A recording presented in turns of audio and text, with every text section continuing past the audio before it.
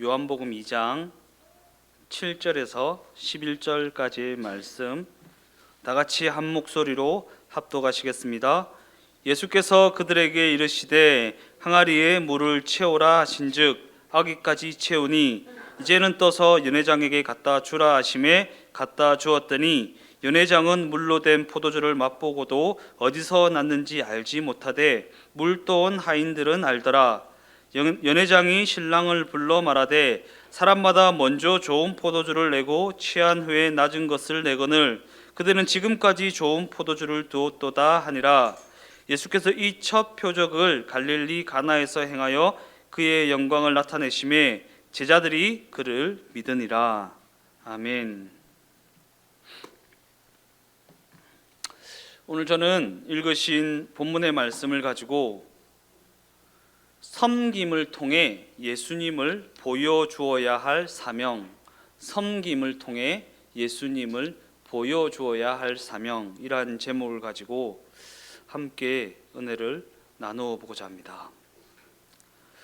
오늘 본문이 그리고 있는 예수님이 물로 포도주를 만드신 사건은 너무나도 잘 알려진 사건입니다. 그러나 그럼에도 불구하고 이 사건의 그 의미를 파악하는 것은 그리 간단하지가 않습니다. 그러기에 우리가 이 사건의 의미를 제대로 잘 파악하기 위해서는 이 사건이 예수님이 첫 번째로 행하신 이적이라는 것을 염두에 두어야 하는 것입니다. 그렇다면 예수님께서는 왜 하필 술을 만드는 이 사건을 첫 번째 이적으로 행하셨던 것일까? 우리가 이 사건을 조금 의아하게 생각하는 것은 한국 교회의 정서적 문제에서 기인한 것입니다. 왜냐하면 한국 교회 성도들은 술을 안 하고 담배를 안 하는 것을 좋은 신앙의 표본으로 여기고 있기 때문입니다.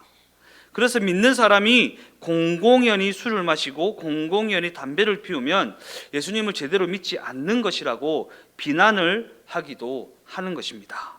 그러나 술, 담배의 문제는 신앙의 본질적인 문제는 아닙니다. 그렇다고 해서 자유롭게 술 마시고 아무렇지도 않게 담배를 피워도 된다는 말은 아닙니다. 왜냐하면 이는 절제에 속한 일이고 예수님을 섬기는 자로서 덕을 세워나가는 일과 관련이 있는 일이기 때문입니다. 그러기에 이는 우리가 술, 담배의 문제를 영적인 문제로 여기는 사람들이 시험에 들지 아니하도록 절제함을 통해 덕스러운 모습을 보여주어야 할 부분이라는 것입니다. 다시 처음 질문으로 돌아가서 왜 예수님은 술 만드는 일을 첫 번째 이적으로 행하셨을까? 성경에서 술은 여러 가지 관점으로 언급되고 있습니다.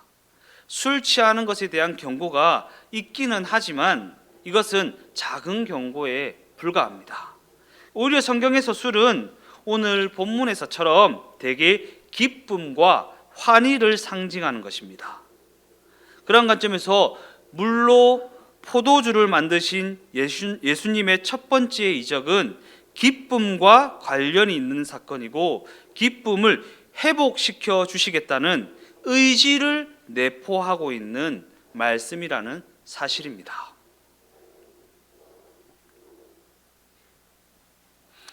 요한복음 2장 4절에서 5절까지의 말씀을 보면 예수께서 이르시되 여자여 나와 무슨 상관이 있나이까 내 때가 아직 이르지 아니하였나이다. 그의 어머니가 하인들에게 이르되 너희에게 무슨 말씀을 하시든지 그대로 하라 하니라. 본문을 통해 알 수 있는 사실은 예수님의 어머니 마리아는 아들 예수님이 포도주가 떨어진 이 상황 가운데 무엇인가를 할 수 있다는 것을 알고 있었습니다. 그러나 그럼에도 불구하고 예수님의 대답은 어머니의 부탁을 거절하는 것처럼 보입니다. 그런데 아이러니한 것은 이어지는 내용을 보면 예수님께서 그 부탁을 들어주셨다라는 것입니다. 대답은 거절하는 것처럼 해놓으시고 그 부탁은 들어주셨다. 그렇다면 예수님의 대답은 거절의 뜻이 아니었던 것인가? 과연 그러하다면 예수님의 그 대답은 어떤 의미가 담겨져 있는 대답이었던 것인가? 요한복음 2장 4절 상반절 말씀을 보니까 예수께서 이르시되 여자여 나와 무슨 상관이 있나이까? 라고 기록하고 있습니다. 이 말씀을 언뜻 보면 포도주가 떨어진 것이 나와 무슨 상관이 있습니까? 라는 의미로 받아들여질 수 있습니다. 그러나 이 말씀을 성경 원문으로 보면 여자여 당신이 나와 무슨 상관이 있습니까? 라는 말씀이라는 것이고, 당신이 나와 무슨 상관이 있기에 나에게 이래라 저래라 하는 것입니까? 라는 그러한 의미를 담고 있는 말씀이라는 것입니다. 그러면서 내 때가 아직 이르지 못하였습니다 라고 덧붙여 말씀하십니다. 그리고는 이적을 행하시고 그 부탁을 들어주십니다. 어떻게 된 것인지 도무지 이해가 되지 않는 그러한 말씀입니다. 이 사건이 그냥 어떠한 사건인지는 대략 파악이 되지만 어떤 의미를 내포하고 있는지를 파악하는 것은 그리 간단하지가 않다라는 것입니다. 그러기에 우리가 이 부분을 제대로 잘 이해하기 위해서는 먼저 내 때가 아직 이르지 못하였나이다 라는 말씀의 의미가 무엇인지 살펴보아야 하는 것입니다. 더 나아가 이러한 관점을 가지고 요한복음을 살펴보다 보면 요한복음에는 예수님께서 때에 대해 언급하신 말씀이 7번이나 등장하고 있습니다. 때. 그 7가지 말씀을 한번 천천히 살펴보도록 하겠습니다. 요한복음 2장 3절에서 4절까지의 말씀입니다.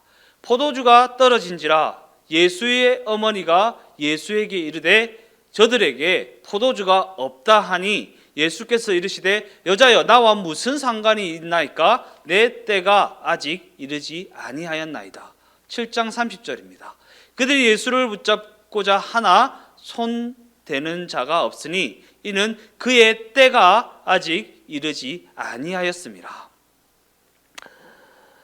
8장 20절 말씀입니다. 이 말씀은 성전에서 가르치실 때에 헌금함 앞에서 하였으나 잡는 사람이 없으니 이는 그의 때가 아직 이르지 아니하였음이로라. 12장 23절 예수께서 대답하여 이르시되 인자가 영광을 얻을 때가 왔도다. 12장 27절 지금 내 마음이 괴로우니 무슨 말을 하리요? 아버지여 나를 구원하여 이 때를 면하게 하여 주옵소서. 그러나 내가 이를 위하여 이 때에 왔나이다. 16장 32절 보라 너희가 다 각각 제 곳으로 흩어지고 나를 혼자 줄 때가 오나니 벌써 왔도다.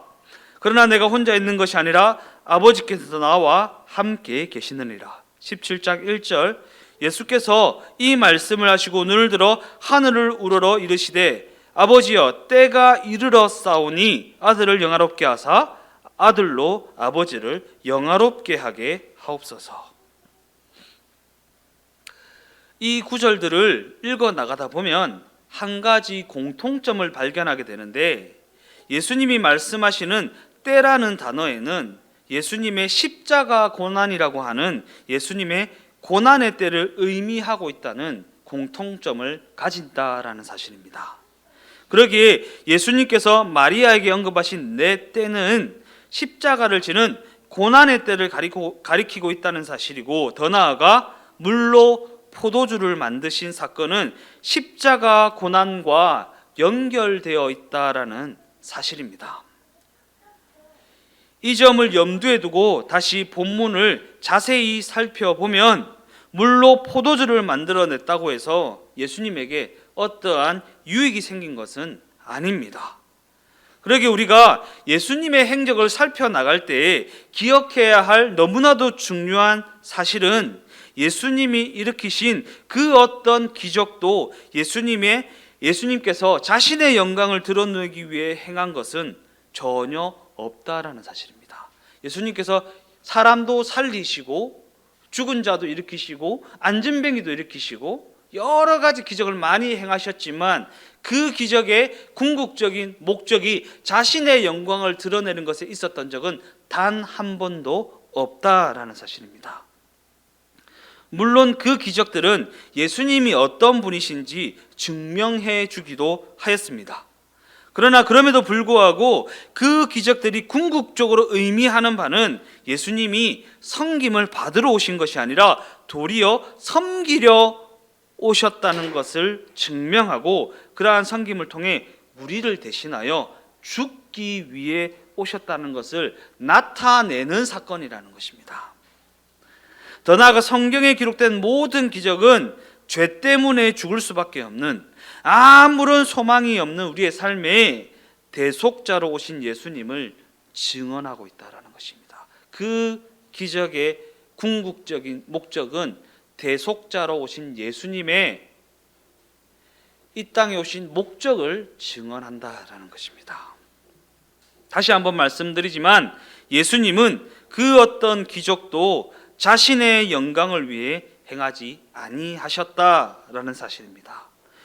오히려 물로 포도주를 만드는 기적을 통해 자신이 이 땅에 오신 이유, 곧 자신의 사명이 무엇인지를 나타내셨을 뿐이라는 것입니다. 즉 물로 포도주를 만드신 이 사건은 십자가와 연결되고 십자가를 지는 고난의 길로 연결되고 있음을 나타내고 있는 것입니다.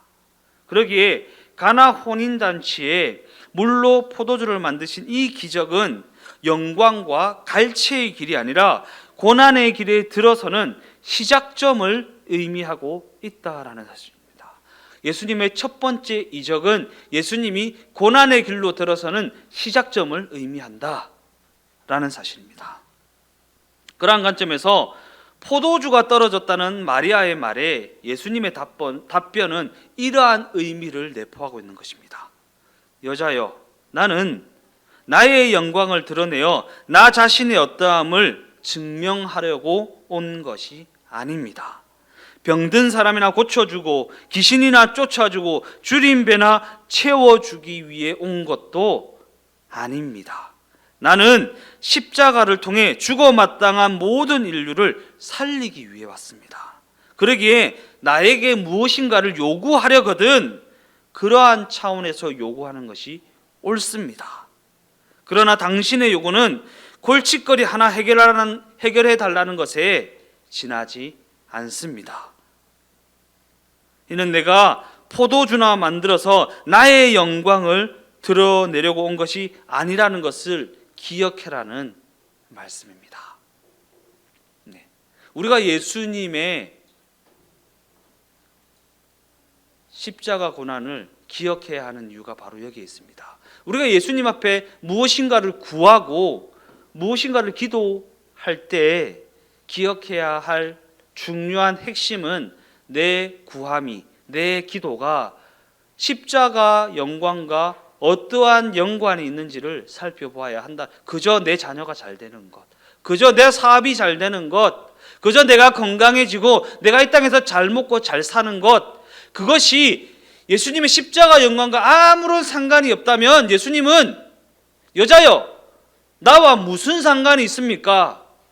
구하지 말라는 것입니다. 그냥 나 잘 먹고 잘 살기 위해 기도하고 나 잘 먹고 잘 살기 위해 무엇인가를 구하는 것 하지 말라는 것입니다. 나에게 무엇인가를 요구하려면 십자가 영광이라는 그러한 차원에서 구하는 것이 옳다라는 말씀을 하고 계시는 것입니다.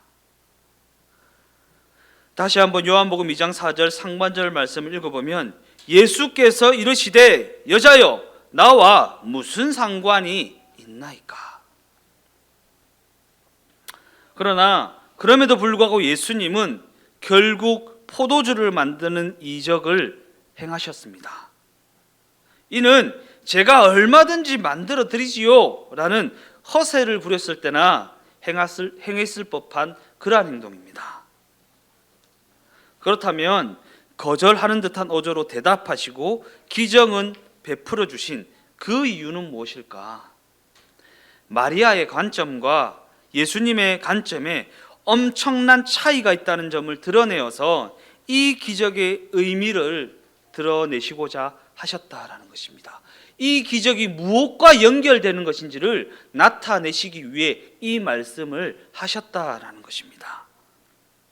그리고 이 일을 통해 예수님이 하신 답변의 그 의미를 알게 된 어머니 마리아는 완전히 새로운 시각으로 그 기적의 의미를 되새기게 되었을 것입니다.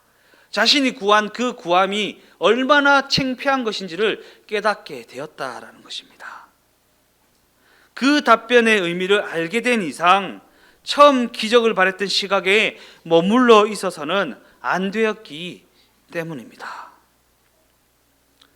그 답변의 의미를 알게 된 이상 처음 구하는 그 시각에 머물러 있어서는 안 된다.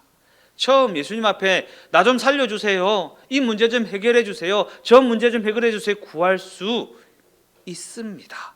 그러나 예수님께서는 반드시 그 구함을 들어주실 때에 네가 무엇을 구했는지, 내가 이것을 들어주는 그 의미는 무엇인지를 분명히 깨닫게 하십니다.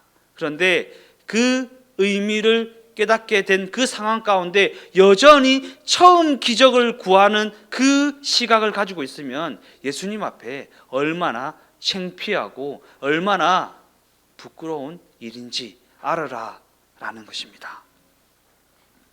그러한 관점에서 우리가 기독교 신앙을 가지게 되면 두 가지 일을 겪게 됩니다.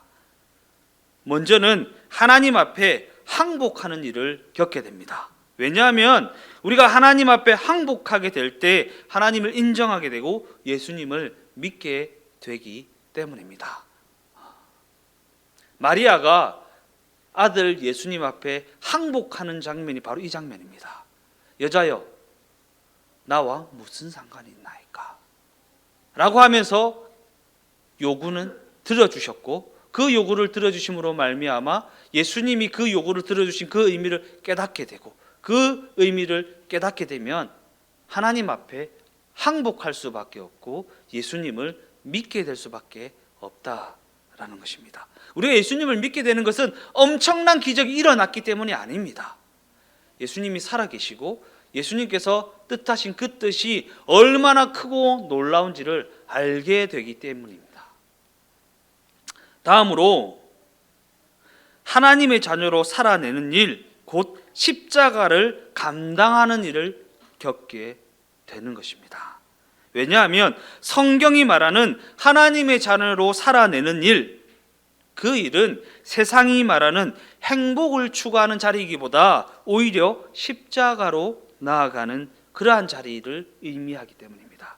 그리고 예수 믿으면 만사 형통, 세상에서 잘 되고 잘 먹고 잘 살고 높아지고 부자가 되고, 아니요. 진정으로 하나님의 자녀로 살아내는 자들의 삶은 세상이 추구하는 행복의 자리를 꿰차고 앉아서 누리는 것이 아니라 오히려 십자가를 찾는, 십자가의 고난의 자리를 찾아 나아가는 그러한 삶을 살아내게 되어 있다라는 사실입니다. 그러기에 성도의 삶에 허락된 여러 가지 기적이나 놀라운 사건들이 자신을 증명하거나 자신의 신앙을 포장하는 수단이 되어서는 안 된다라는 것입니다. 지난주에 제가 그러한 나눔을 했잖아요. 우리 주동행교회 성도들은 내가 어떻게 예수 믿게 되었는지 아주 영화와 같은 그러한 간증을 하기보다 나의 삶의 가정 가운데 예수님의 그 은혜로 말미암아 내가 어떻게 그 십자가 고난을 감당하며 예수님과 동행하였는지 그것을 간증할 수 있는 성도들이 되었으면 좋겠다고, 내가 주동행교회 목사로서 바라는 바가 그것이라고 말씀드리지 않았습니까? 그러기에 우리 성도들의 삶에 허락된 여러 가지 기적이나 놀라운 사건들이 자기 자신을 증명하거나 자기 자신의 신앙을 포장하는 수단이 되어서는 안 된다. 봐봐, 나 신앙 좋아. 봐봐, 나 위대해. 이게 되어서는 안 된다라는 것입니다. 오직 예수님만이, 나와 동행하시는 예수님만이 드러나야 한다라는 것입니다. 더 나아가 이는 예수님께서도 그 모든 기적을 자신을 증명하는 일에 사용하지 않으셨던 것처럼, 더 나아가 예수님이 행하신 모든 기적이 자신을 위하는 것이 아니라 남을 위한 것이었던 것처럼 우리 또한 그리 하는 것이 마땅하다라는 것입니다. 작은 예수로서의 삶을 살아내야 하기 때문에.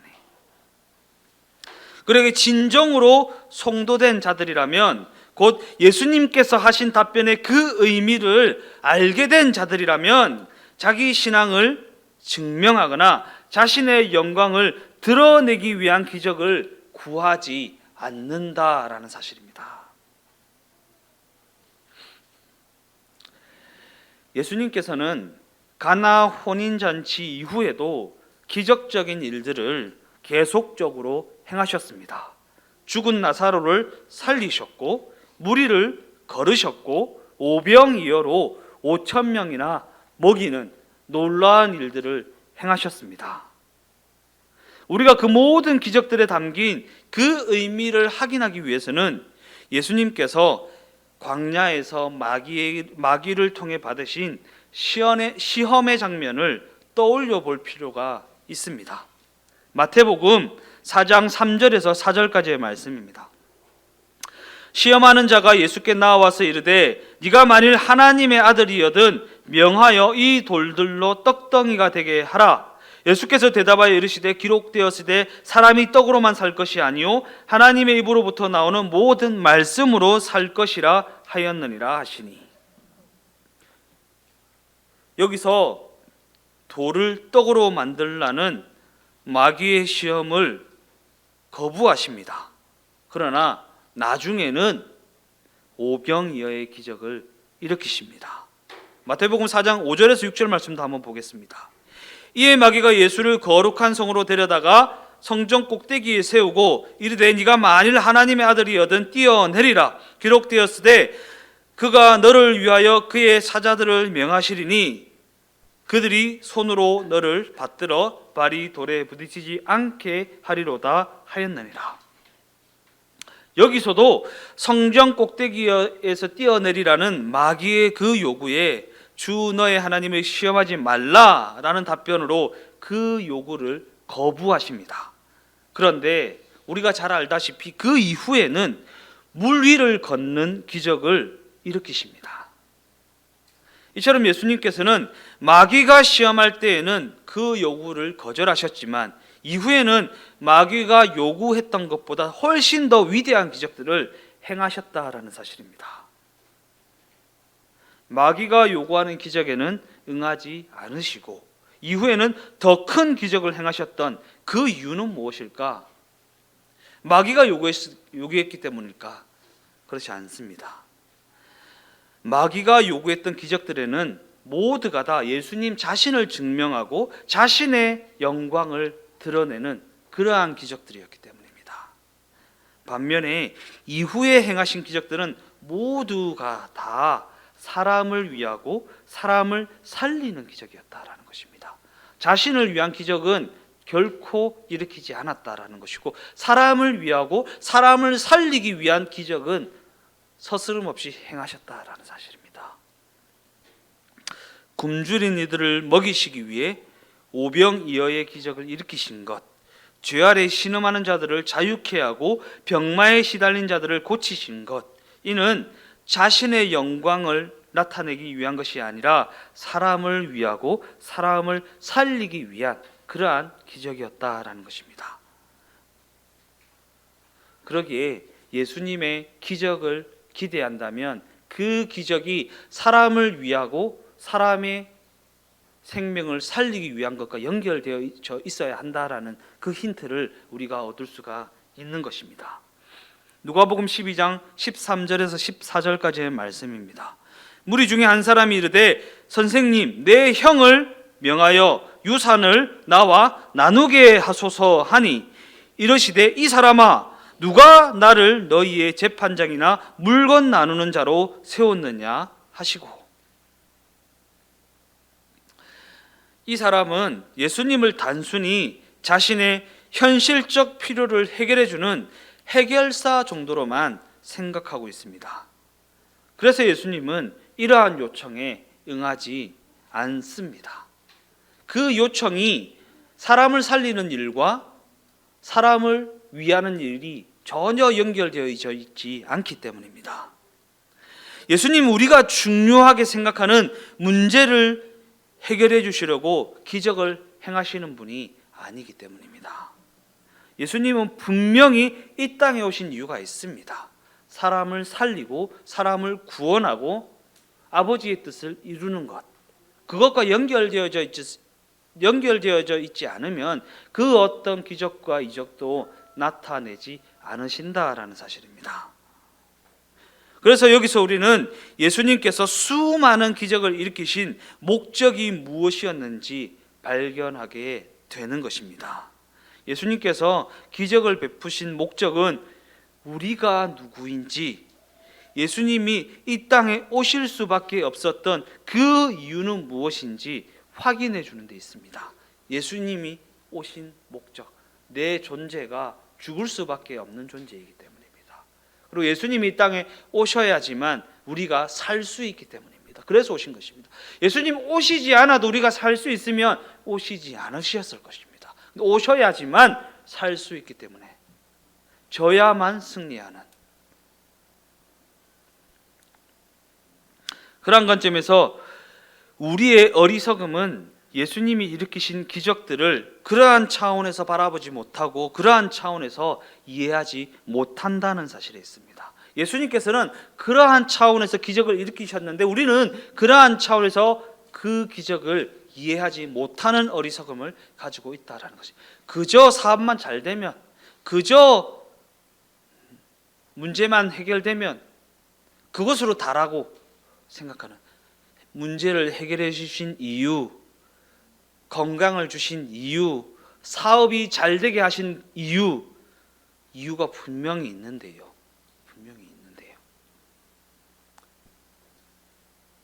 더 나아가 우리는 예수님이 일으키신 기적들에 내포된 생명과 진리를 주시기 위함이라는 궁극적인 목적을 발견하지 못하고 그저 나의 욕망을 채우는 수단으로 생각할 때가 너무나도 많이 있지 않았습니까? 그저 그냥 내 욕심을 태우고 내 원함을 채우는데 예수님을 이용해 먹는 그러한 파렴치한 일을 행하면서 내가 신앙이 좋다라고 자랑하고 있지는 않았는지, 우리의 신앙을 돌아볼 필요가 있다라는 것입니다. 그러한 관점을 가지고 마태복음 16장 16절 말씀을 읽어보겠습니다. 시몬 베드로가 대답하여 이르되 주는 그리스도시요 살아계신 하나님의 아들이시니이다. 이는 베드로의 너무나도 유명한 고백입니다. 예수님께서는 이 고백을 들으시고 베드로를 크게 칭찬하셨습니다.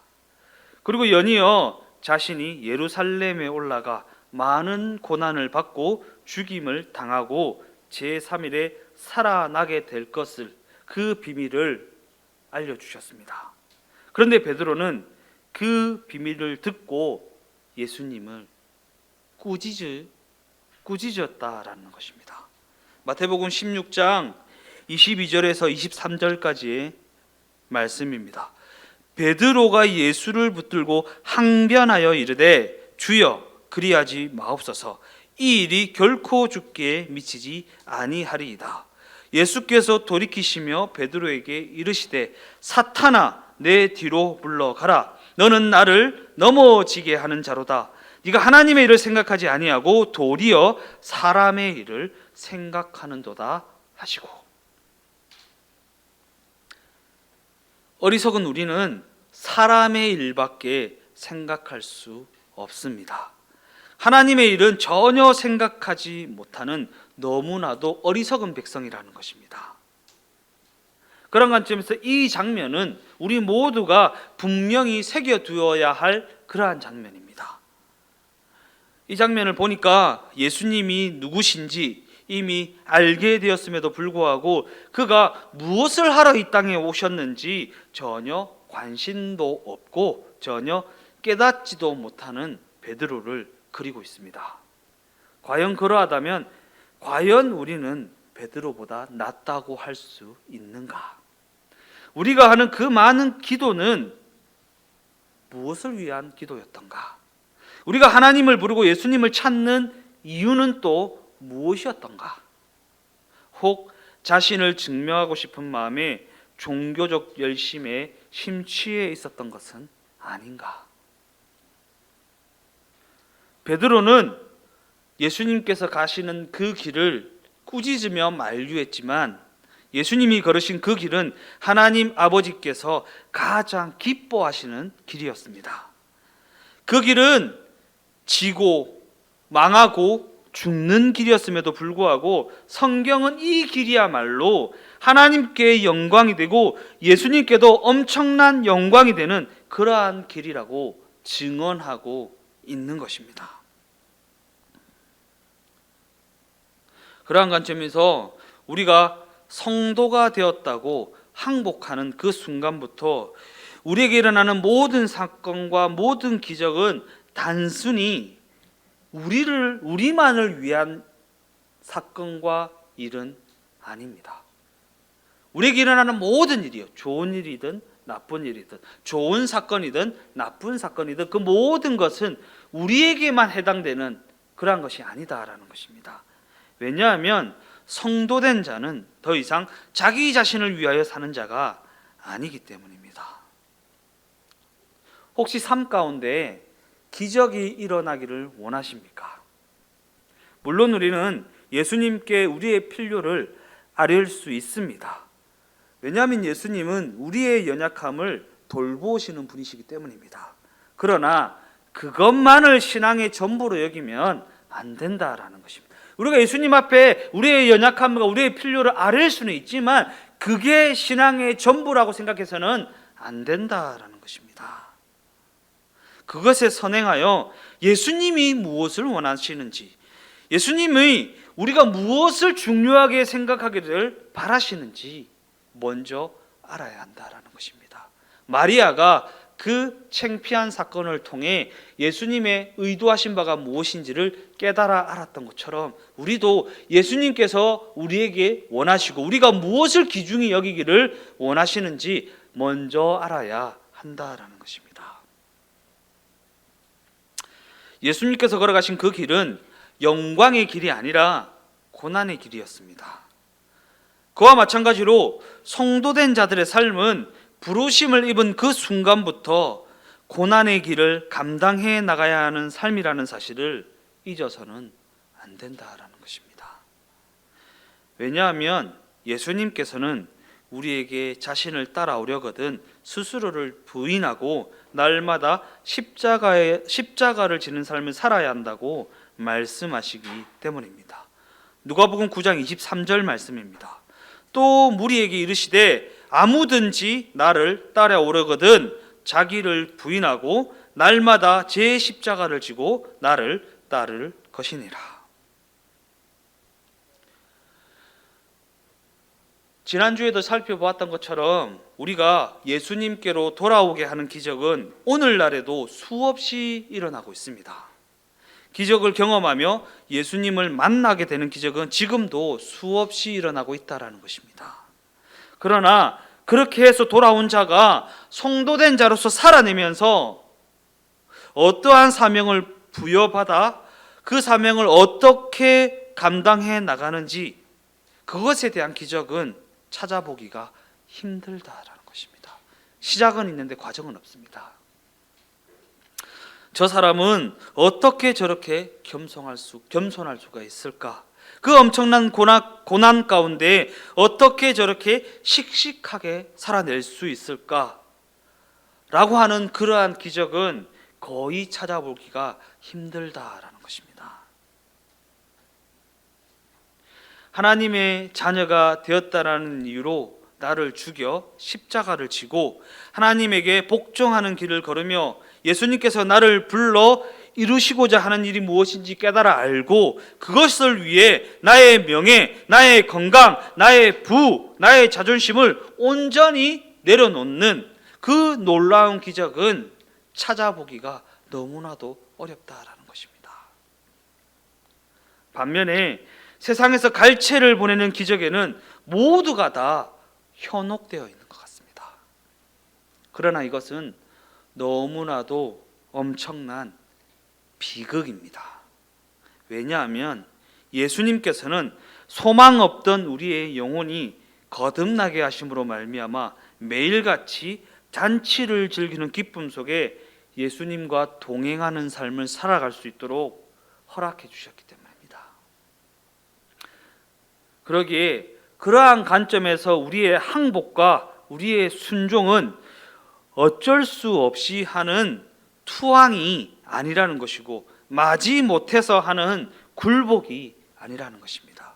내가 십자가의 사명을 감당해 나가는 것은 어쩔 수 없이 죽지 못해 마지 못해 하는 그러한 일이 아니라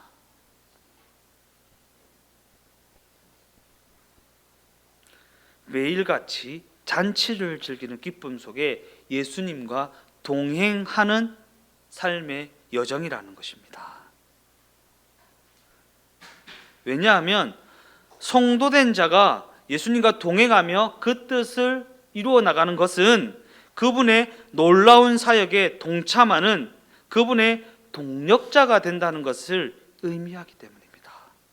그러기에 성도된 자들의 삶에 일어나는 매일의 싸움은 회피의 대상이 아닙니다. 매일의 갈등은 똥을 피하듯이 피해야 할 대상이 아니다라는 것입니다. 왜냐하면 그것은 너무나도 영광스러운 것이기 때문이고 하나님의 일에 동참하는 것이기 때문이고 하나님의 동력자가 되는 순간이기 때문입니다. 우리는 그것이 싫어서 피해버리고 외면해버리지만 그것에 하나님의 영광이라는 선물이 숨겨져 있다는 사실을 우리가 잊어서는 안 된다라는 것입니다.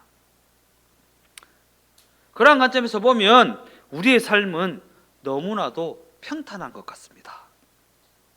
우리에게는 싸움도 없는 것 같고 우리에게는 갈등도 없는 것 같습니다.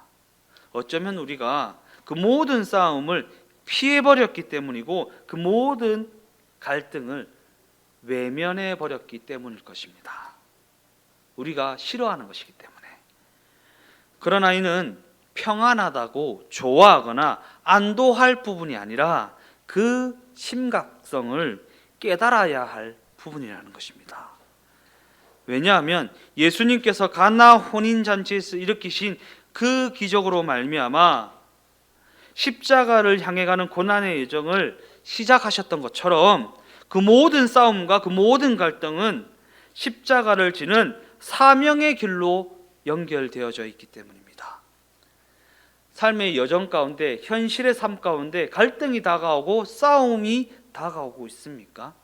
예수님께서 십자가를 지는 사명의 길로 부르고 있다는 것을 잊어서는 안 됩니다. 그 사명의 길을 통해 함께 영광을 받으시고 동력자로서 인정해 주시는 그러한 상황이라는 것을 기억해야 한다라는 것입니다. 그러기에 우리가 경험하는 모든 기적, 모든 갈등, 모든 싸움은 십자가로 나아가는 첫걸음과 연결되어져 있습니다. 왜냐하면 그렇게 되어야 우리의 생애가 하나님의 영광스러움으로 연결되어지기 때문입니다.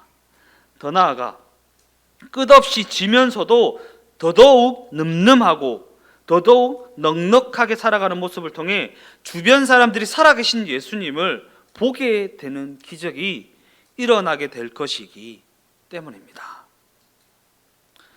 결론적으로 성도된 자들의 삶은 그러한 삶을 살도록 부름을 받은 인생이라는 것을 우리가 잊어서는 안 됩니다.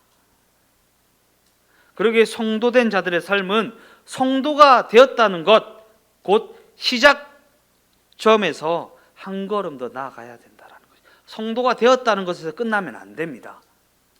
성도가 되었다는 것에서, 시작했다는 것에서 한 걸음 더 나아가야 한다는 것입니다. 예수님께서 어머니 마리아의 기대보다 한 걸음 더 나아가서 그 의미를 밝히셨던 것처럼 더 깊은 삶의 의미로 나아가야 한다라는 것입니다. 만약 우리가 마리아의 처음 자리에서 머물러 버린다면 예수님께서는 우리에게도 너희가 나와 무슨 상관이 있느냐, 그 일이 나와 무슨 상관이 있느냐라고 책망하실 것이기 때문입니다.